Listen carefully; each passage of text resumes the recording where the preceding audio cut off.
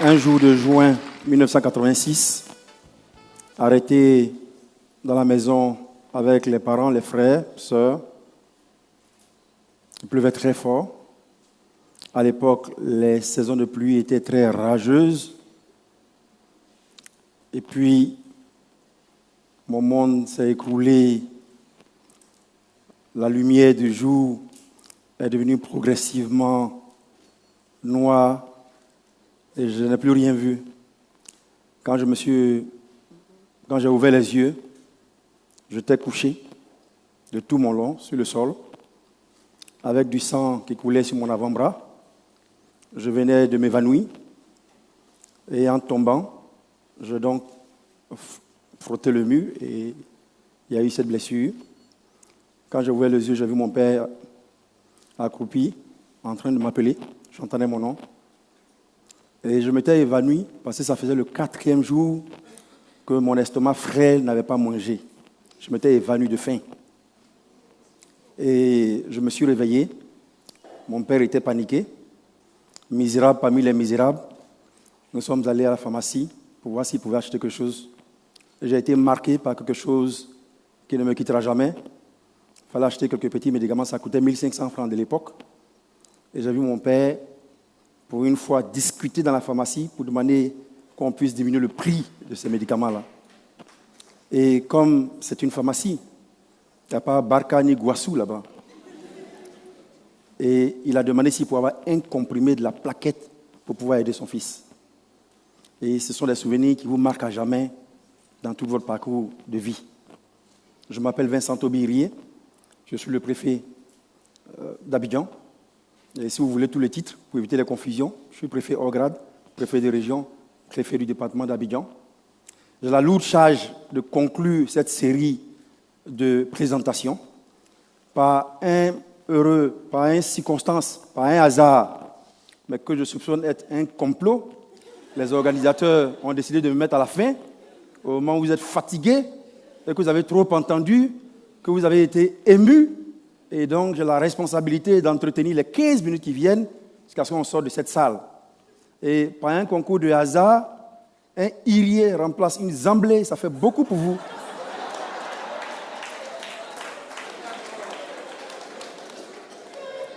Et par un autre concours de hasard, je devrais parler devant une jeune PDG à 39 ans.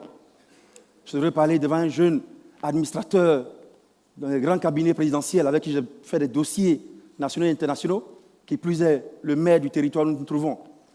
Par un concours de hasard, je dois parler à une femme qui aime parler de sa diarrhée à la télévision. Et comme par hasard, il n'y a pas de hasard dans la vie, seulement hier, j'ai reçu un courrier. Monsieur le préfet, je souhaiterais vous rencontrer pour les malades de l'intestin. Comme par hasard, hier, vendredi, j'ai décidé de les recevoir la semaine prochaine, sans savoir qu'ils seraient ici. N'est-ce pas? Vous m'avez écrit un courrier, n'est-ce pas? Vous m'avez envoyé un courrier. Je ne savais même pas qui vous étiez. Et on a fait l'imputation. Le chef de cabinet va vous appeler parce que j'ai reçu le courrier, comme par hasard hier. Et comme par hasard, il y a un militaire. Donc vous savez qu'un préfet, il a certaines responsabilités, dont une bonne partie des responsabilités sécuritaires. Un militaire qui est en même temps président, qui est en même temps ami des fous. Mais pour moi, c'est compliqué. Parce que vous savez que dans notre organisation administrative, le préfet est le président de gestion de tous les hôpitaux d'Abidjan. Et donc, je suis le président du conseil de gestion de l'hôpital psychiatrique de Benjerville. Donc, je suis le président des amis de fous. Et par un hasard, je me trouve devant un bachelier à 40 ans qui se trouve en Chine pour distribuer ses œuvres. Par un concours de hasard, j'ai une dame qui donne vie à des poupées Akan, Manding, Bantou. Et bien sûr, j'ai ma soeur, je ne vais pas parler parce que nous, on se rencontre au marché Gourou d'Agamé. C'est ce que nous, on sait faire, vendre aubergines et gombo. Et par un hasard qui n'est pas vraiment un hasard, je comprends pourquoi depuis quelques jours, Robert Brazza, lui et moi, on a une amitié soudaine et rapide. Mais dans cette salle, je viens de comprendre, je pense que c'est parce que je m'appelle Vincent et qu'il a un frère Vincent. Nous nous sommes rencontrés par hasard, il connaissait toute ma vie. Et depuis ce jour, tous les jours, il m'envoie des messages, qu'il soit à Paris ou à Abidjan. Et c'est dans cette salle que j'ai compris pourquoi cette amitié était déjà virtuelle avant d'être réelle. Donc, j'ai la responsabilité de conclure ces débats. Et je voudrais arriver sur mon enfance. Revenir sur mon enfance. Je disais que dans mes attributions, il y a une bonne partie de sécurité. Et vous aimez ça, jeunes. Vous nous voyez, le lieutenant-colonel dans sa tenue d'apparat, les jours solennels, les jours d'indépendance. Vous nous voyez dans nos grands costumes, tenus d'apparat, avec des galons partout, et vous rêvez. Mais savez-vous que derrière cette tenue d'apparat, il y a des écorchures du corps, des blessures, des difficultés d'enfance, des reniements. Est-ce que vous savez que derrière cette tenue d'apparat que vous voyez, que vous enviez, il y a toutes les bêtises qui ont été faites, les maraudages, les petits coups bas dans les maisons, les petits métiers, des échecs. Est-ce que vous savez que derrière cet habillage, ces voitures aux vitres blindées, il y a toute la souffrance qui a été subie pour arriver là. Tous les échecs et des moments de doute total où on a pensé arrêter toute notre vie pour faire autre chose. Notre enfance a été difficile et longue. Vous savez ce qu'on appelle les vautours? Vous connaissez les vautours? Nous étions des vautours. Et pour se moquer de nous, on disait des vautoureurs. Et les vautoureurs, pour ceux qui ont un certain âge, qui ont la cinquantaine ici, ce sont ceux qui allaient manger les restes des repas dans les internats. Quand les élèves mangent à l'internat, les restes qu'on ramasse sur la table, il y en a qui vont manger, ceux-là s'appellent les vautoureurs. Et nous, on était vautoureurs. Et on mangeait ces restes de repas. Et ce ne sont pas des mythes, parce que les témoins sont là. Je dirais, il y a beaucoup de hasards aujourd'hui. Parce qu'un hasard qui me rappelle ce souvenir, c'est quelqu'un que je venais de rencontrer à tout hasard devant l'hôtel et qui m'a montré la photo quand j'étais au CP1, qui est avec moi maintenant, où nous faisions tout ce parcours difficile. La vie est un peu plus compliquée que ce qu'on voit. La vie est un peu plus compliquée que ce qu'on désire, qu'on regarde, qui nous obnubile. C'est plus compliqué que tout ce que vous avez comme fantasme, comme mythe de réalisation. Et mon parcours, comme tout le monde l'a expliqué ici, a été difficile, tout aussi difficile. Mon parcours a commencé, comme je vous ai expliqué, et j'ai fait un lycée de campagne, une école primaire publique, EPP. Et vous connaissez EPP, ça n'existe pas aujourd'hui. Vous avez tous vos enfants aujourd'hui dans les écoles privées. Et on a fait EPP, avec les instituteurs de gros bois. Il y avait des bois qui s'appelaient piment, il y en a qui s'appelaient caïman. Vous n'échappez pas. Soit vous avez le piment, soit vous avez le caïman, mais c'est un gros bois qui va vous frapper. On a fait des EPP. Et on a avancé comme il fallait. Et avec des kakis qu'on pouvait utiliser pendant 3 ans. Il y a un moment où vous êtes tellement assis sur le kaki qu'il devient fin ici. Si vous asseyez trop, ça va déchirer. Donc vous asseyez avec délicatesse. Vous marchez avec sobriété, avec élégance.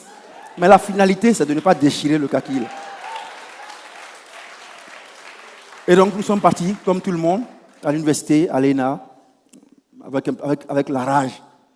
Parce que ce que je dois dire, c'est que quand j'ai vu mon père demander pardon dans une pharmacie pour acheter un comprimé et qu'il n'a pas pu avoir ce comprimé, on est retourné à la maison, je lui ai dit, ton arrière-grand-père a légué à ton grand-père les difficultés et la misère.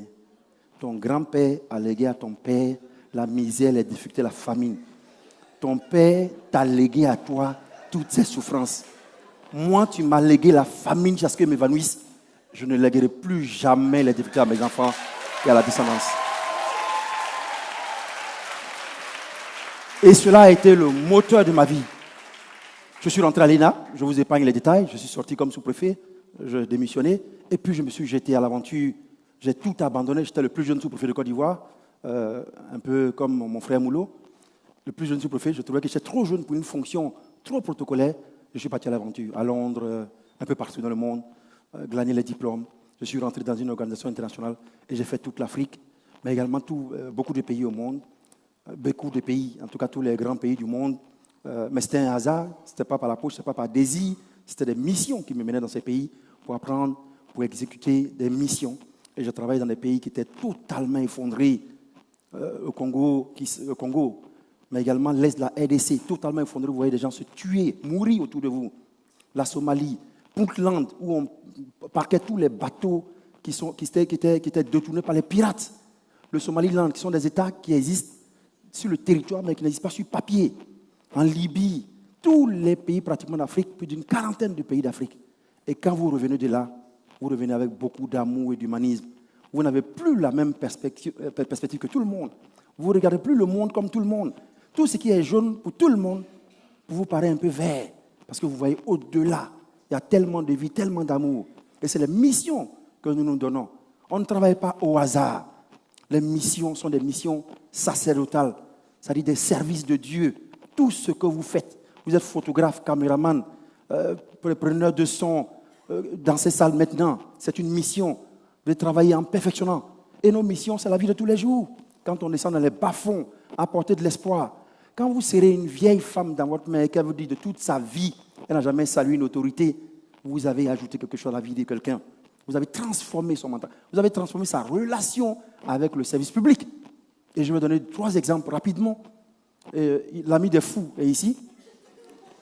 Et donc, moi, le président de l'Ami des Fous, je suis allé donc dans ma mission de contrôle de l'hôpital psychiatrique de Benjerville. Je suis allé une fois à l'hôpital psychiatrique et encore une fois, comme il le disait, cette perspective de classifier, de catégoriser. Et j'ai même écrit sur ma page actuellement, pour ceux qui l'ont lu, mon témoignage à l'hôpital psychiatrique de Benjerville, nous sommes tous des malades mentaux ici. Et je vois des êtres humains qui voient au-delà. Je vois une petite fille que je n'ai jamais vue de ma vie, qui me raconte ma vie en Grande-Bretagne, à Hampton Court, et les marchés, on l'a acheté à Peckham. Je vois une autre petite fille qui a 16 ans, qui me dit comment j'étais enfant de cœur dans son village, il y a de cela 40 ans. Je vois quelqu'un d'autre qui me prédit mon avenir, que je ne vais pas dire ici parce qu'on vous connaît. Des personnes que je n'ai jamais vues de mon existence et qui sont capables de parler de ma vie, de moi. Ils n'ont pas Internet parce que c'est interdit, n'est-ce pas, docteur? Ils n'ont pas accès à tout cela. Mais comment vous faites? Parce qu'ils transcendent la chair, les contingences physiques actuelles. Ils voient au-delà parce qu'ils ont de l'amour pour l'autre. L'amour qu'on ne leur donne pas et qui les a traumatisés au point de les rendre malades. Et c'est ça la puissance de l'amour, du travail. Travailler avec acharnement. Et j'ai vu des médecins, bien sûr, qui traitent des cas désespérés, mais qui sont contents de le faire. Et l'image qui a été projetée de ce crâne, de ce corps vide avec des choses gluantes, c'est ça. Avoir l'amour et affronter ceux qui n'ont plus d'amour des autres. C'est très important. Hier, j'ai vu sur Facebook, un ami m'a appelé, il m'a dit, regarde, il y a quelque chose sur Facebook, sur ODCI. Je suis allé voir, c'est une jeune femme qui fait un témoignage. Une jeune femme qui est passée à mon bureau et que j'ai rappelé parce que je le fais, j'ai la liste de ceux qui sont passés, j'appelle. Le simple fait d'avoir appelé quelqu'un pour dire, ah, vous êtes passé à mon bureau, de quoi s'agit-il? Elle allait publier sur Facebook, elle n'a jamais vu ça. Et puis elle vient me dire, elle a 4500 likes, les gens étaient contents, 700 commentaires. Mais avec amour, vous faites des petites choses naturelles qui deviennent extraordinaires. Alors que c'est votre travail. C'est ce qu'on devrait être. C'est ce qu'on devrait faire. C'est ce qu'on devrait faire. On peut faire ça avec amour. Et on a toujours peur, je l'ai dit hier dans une vidéo, on nous dit toujours, non, toi tu crois quoi? Tu veux jouer les gentils. Tu ne changeras pas le monde. Mais le monde change tout le temps. Regardez, j'ai un casque, je parle, vous m'entendez. Il y a même peut-être un Facebook direct, quelqu'un qui est en Chine, au Népal. Les amis de Bachelet à 40 ans nous voient depuis la Chine. C'est l'invention. Regardez comment il a détruit tous les obstacles, tous ceux qui sont là. On change le monde, c'est pas vrai. On peut avoir un monde qui est bien, qui est beau. Je suis allé encore une fois dans mes missions, une fois en Australie, où j'ai travaillé pendant quelques temps. Et j'étais à Perth. Et je suis allé une fois sur un marché. Et avec un ami, on a choisi des produits, des légumes qui étaient bien sur la table. Au moment de payer, je demande, on dit, il n'y a pas de vendeur. Pourquoi il n'y a pas de vendeur? Non, le prix est affiché. C'est en plein air, les gens viennent de la plantation, ils déposent. Vous déposez l'argent pour le nombre de kilos que vous avez pris, puis vous partez. C'est l'amour. L'amour, la confiance, le travail, le respect de l'effort de l'autre. Un marché sans vendeur. Venez essayer ici. Venez. Laissez vos produits, allez vous balader. De toute façon, moi, à Abidjan, ça peut arriver. Peut-être à Bassam. Et c'est ça la mission de tous les jours. Travailler avec amour. Vous donner. Nous parlons aujourd'hui parce que nous essayons de changer les expériences. Mais nous avons des missions dures. Et j'ai quelqu'un de la sécurité qui est là. On met les gens en prison pour votre sécurité. On organise des situations difficiles. On prend des décisions administratives. On doit déguerpir des gens. On doit déplacer des familles. On doit faire des nominations. On doit écarter des gens pour que la société fonctionne bien. Mais c'est des missions régaliennes de l'État avec lesquelles on ne transige pas, on ne s'amuse pas, c'est parce que c'est pour votre sécurité. Quand vous allez sortir de cette salle, vous allez prendre votre taxi ou votre baka, retourner à Abidjan. Mais vous savez tout le système sécuritaire qu'il y a derrière pour permettre que vous n'ayez aucune inquiétude. Mais quand on finit ces missions régaliennes, il y a la mission humaine de cœur, de parler aux gens, de leur sourire, de leur tendre la main, de dire bonjour. Et vous ne savez pas ce que ça apporte à votre vie. C'est très important de faire toutes ces missions de vie. Et vous pouvez tout faire dans votre vie. Vous pouvez avoir tout l'argent. Si cet aspect manque, vous n'êtes absolument rien. Et les jeunes ne le comprennent pas. Vous courez après l'argent tout le temps. Il y a l'argent, après la jalousie. Vous êtes aigri pour vous êtes parmi sur Facebook. Vous insultez des gens que vous ne connaissez même pas, avec des pseudonymes. Mais vous vous trompez vous-même. Parce que derrière vos pseudonymes, on sait que tous ceux qui sont derrière le pseudo, on peut tout découvrir. Qu'est-ce que vous avez fait? Parce que vous projetez vos propres échecs sur vos amis. Pourquoi lui réussit alors que moi je n'ai pas réussi? Comment elle peut faire une poupée noire? Elle veut dire quoi? C'est une vilaine poupée. Voilà. Parce que vous n'avez pas fait ça. Vous injuriez pour rien. Parce que vous n'avez pas. Vous projetez votre échec. Lui, il veut dire qu'il est quoi? Il est quoi? Il vient d'où? Et vous êtes là, vous suivez souvent les contre-modèles. On vous voit éparpillé sur Facebook. Mais tout ce que vous faites sur Facebook, ça va vous rattraper. Le gouverneur de Floride a dû démissionner parce qu'il y a 30 ans, il a tenu des propos racistes. Et il y a 50% des jeunes Américains qui sont admis à des interviews, mais qui échouent. On ne les recrute pas au dernier moment parce qu'on a fouillé. Ils étaient en train de boire sur Facebook, ils ont mis des photos partout, en train de tenir des propos. Mais faites attention, utilisez les moyens. Et puis, il y a le côté spirituel. Vous pensez que la vie est gratuite, que vous partez au hasard, que vous êtes tellement fort, tellement intelligent, que Dieu n'est pas dans votre vie. Mais tout ce que vous faites, c'est la grâce. Il y a quelque chose qui est reçu, qui est immatériel, qui est invisible. C'est ça qui vous guide. Ne pensez pas. Tu me fatigues, va là-bas. Je n'ai pas envie d'employer certains mots. C'est un jeu gratuit, mais c'est une masse qui est sur votre corps qui se déplace. Et vous ne comprenez pas tout ce que vous faites échoue. Vous ne comprenez pas. Mais c'est ça. Vous avez accumulé cette négativité, ces nuages noirs sur votre corps, sur votre tête. Vous ne pouvez pas avancer. Oubliez ça. Chacun a sa chance. Libérez votre cœur, libérez votre esprit, libérez tout ce qui vous charge de la négativité qui vous empêche d'avancer. Dans l'autre, il y a de l'amour, il y a de la force, il y a de la foi. Regardez ce qu'il y a derrière l'autre. Regardez ce que l'autre peut donner. Si vous ne pouvez pas aider, ne déshonorez pas. Le petit qui demande l'argent dans la rue, si vous pouvez lui donner, ignorez-le. Mais ne l'injuriez pas, ne le frappez pas. Donc, évitez les jeunes, évitez de sombrer dans la résignation. On ne peut pas faire un pays là bizarre, un pays là bizarre. Quelqu'un qui a été vautoureur, qui s'est évanoui de faim, et la trace est encore là. Malheureusement, il n'y a que des femmes qui peuvent voir la trace, vous comprenez? Et vous allez dire à celui-là qu'il n'y a plus d'espoir pour une vie. Non, ce n'est pas vrai. Ce n'est pas vrai. Ne sombrez pas dans la facilité. Laissez les autres parler. Laissez les autres s'agiter. Laissez les autres dire des choses qui ne sont même pas souvent vraies. Il y a des difficultés, c'est vrai. Mais votre détermination à réussir sera toujours première devant n'importe quelle difficulté de la vie. Regardez ceux qui vous ont parlé. Regardez les 9 qui vous ont parlé. Regardez leur vie. Ça part de rien. Regardez les drames qui sont arrivés. Chez Brazza, par exemple. Les drames affectifs, familiaux. Les drames biologiques. Regardez tous ceux qui ont parlé. Comment ils sont arrivés à surpasser tout ce qui les prédestinait à échouer. Et c'est ce qu'on vous demande. Nous sommes là pour ça. Nous ne sommes pas venus parler de nous en tant qu'individus. Si nous étions là pour parler de nous, il y aurait toutes les épaulettes avec les étoiles partout. Nous sommes venus parler de nous, de notre amour, de notre vie et de vous. Parce que ce pays, c'est vous. C'est demain vous qui serez les présidents, les premiers ministres, les DG, les créateurs, les docteurs, les ingénieurs, les artistes, les DJ très célèbres. C'est vous. C'est votre vie. Donc, n'en doutez pas du tout. Et le philosophe disait, rien de grand ne peut se faire sans passion violente.